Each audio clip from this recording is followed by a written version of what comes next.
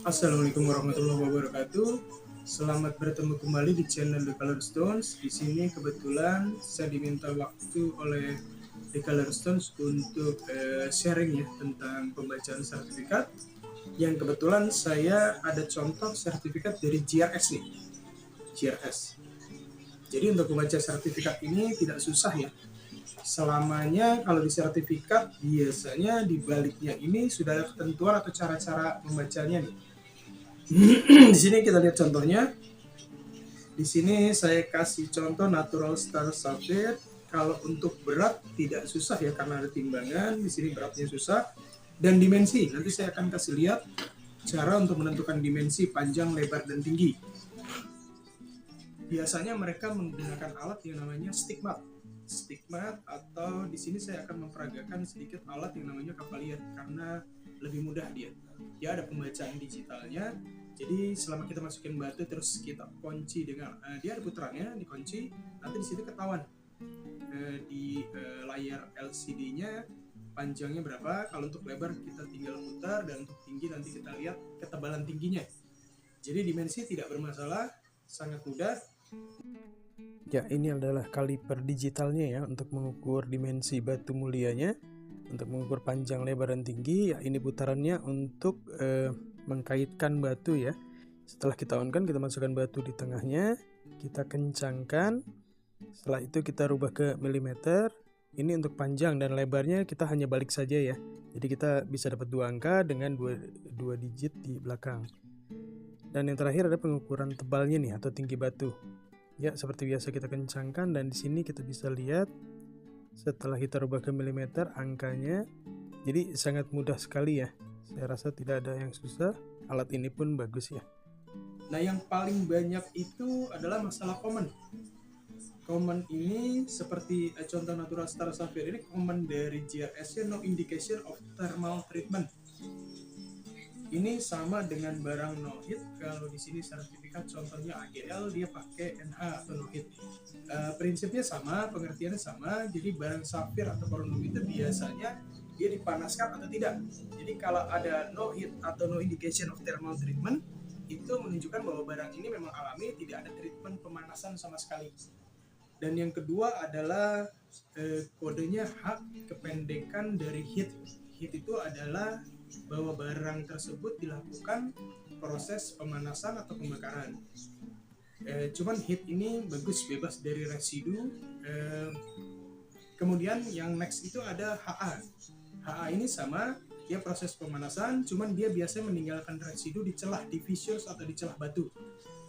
Biasanya dia menggunakan boraks, terutama yang umumnya itu di batu rubi ya, rubi Birma segala macam, biasa dia bakarnya pakai boraks.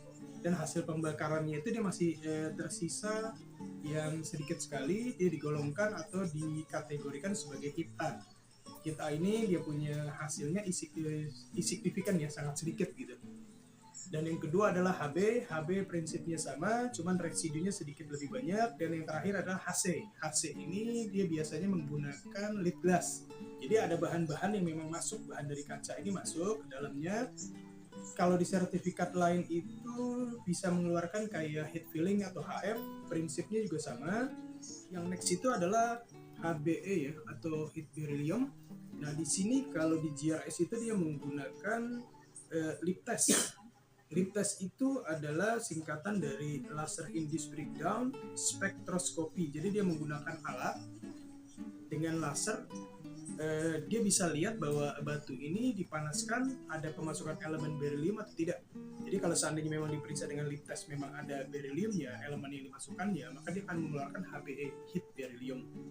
Yang kemudian adalah jamrut ya, treatment di jamrut yang biasanya adalah kode di sini commonnya itu CE ya, CE di depannya yang singkatan atau pendekan dari clarity enhancement. Jadi kebersihan dia ditingkatkan dengan cara oily. Jadi dimasukkan oil, yang umum memang selalu treatmentnya jamrut itu dengan oil. Nah di sini dikategorikan kalau untuk GRS itu ada beberapa nih. Pertama adalah non oil, insignificant, minor to moderate, dan prominent. Jadi dia ada kata prominent. Yang awal itu non. Kalau non itu sama sekali dia tidak ada minyak, jadi dia bebas. minyak memang barangnya begitu, aslinya begitu, dan itu yang paling mahal. Dan kedua adalah insignificant, jadi dia itu masuk minyaknya sedikit sekali. Yang ketiga itu minor, masuknya sedikit. Minor to moderate agak sedikit banyak, moderate mulai agak banyak, dan prominent itu menonjol sekali. Jadi kalau di situ ada CE non, berarti dia tidak sama sekali pakai minyak, barang itu mahal. Next adalah common yang radiasi. Radiasi ini biasanya banyak terdapat di barang-barang topas ya. Karena topas itu hampir semua barang-barangnya masih muda sekali. Jadi dia perlu ada penampilan yang lebih baik dengan diwarnai dengan caranya diradiasi. Nanti saya akan spilkan gambarnya topas yang sebelum dan sesudah diradiasi biar kita bisa melihat dia punya perbedaannya yang jauh sekali. Ya, di sini bisa kita lihat sebelah kiri yang sebelum diradiasi dan sebelah kanan setelah diradiasi. Radiasi prinsipnya berbahaya seandainya memang dia punya radiasinya belum hilang ya. Dan rata-rata topas yang dipasar di dunia radiasinya sudah hilang, jadi aman untuk dipakai. Yang next adalah coating ya. Coating itu maksudnya adalah melapisi ya, melapisi permukaan batu. Kebanyakan coating ini dilakukan atau di treatment di batu emerald. Jadi dia cuma pelapisan warna untuk berubah tampilan warna, dan dia adanya di luar. Kalau bahasa tukang batu atau permata ini biasa diselimutin. Jadi batu emeraldnya itu di coating, dilapisi, penampilannya pun lebih bagus, dan dia adanya di luar dan sangat tipis. Jadi kalau seandainya ada penggosokan atau cutting ulang atau potong ulang, biasanya warnanya kembali ke asal lagi. Nah, itu maksudnya coating. Dan yang terakhir lagi setelah coating ini yang mirip adalah dye atau boleh dibilang pewarnaan yang memang masuk ke dalam batu. Jadi dia merubah total warna batunya. Tadinya warnanya batunya putih, tiba-tiba menjadi hijau. Dan dye itu biasanya banyak, contohnya ada di batu giok, jadit jadeite itu biasanya ada tipe A, tipe B, dan tipe C. Tipe C-nya itu biasanya di dye, jadi warnanya berubah. Kalau tipe B itu sekedar dibersihkan dia. Kalau tipe A itu hampir-hampir tidak ada treatmentnya, kecuali kadang-kadang mereka cuma pakai wax di atasnya, jadi tidak bermasalah. Tipe A itu paling bagus untuk di giok atau jadit. Dan tipe yang terakhir C-nya itu yang justru ada pewarnaan, jadi pewarnaan itu merubah total gitu. Yang kemudian adalah diffusion ya. Diffusion ini hampir sama, dia untuk merubah dia punya warna. Dan biasa diffusion itu ada di sapphire, di ruby. Jadi dia ada pemasukan elemen ke dalam yang merubah dia punya warna. Jadi dia memang masuknya sedikit, tapi kalau batunya itu digosok atau di cutting, tetap dia akan kembali ke warna asal. Itu untuk urusan diffusion. Kemudian ada treatment lagi di turquoise ya, atau di virus. Biasanya GRS suka mengeluarkan polymer impregnation namanya. Jadi proses untuk menutupi celah-celah batu dari virus, karena batu virus itu sebenarnya kayak batu kapur ya, jadi dia mudah sekali pecah, mudah sekali hancur. Jadi dia perlu adanya polymer impregnation yang bahannya adalah epoxy atau plastik. Jadi dia untuk menguatkan dia punya daya tahan batu, di samping itu juga untuk menghilangkan atau mengkilaukan batu daripada turquoise itu.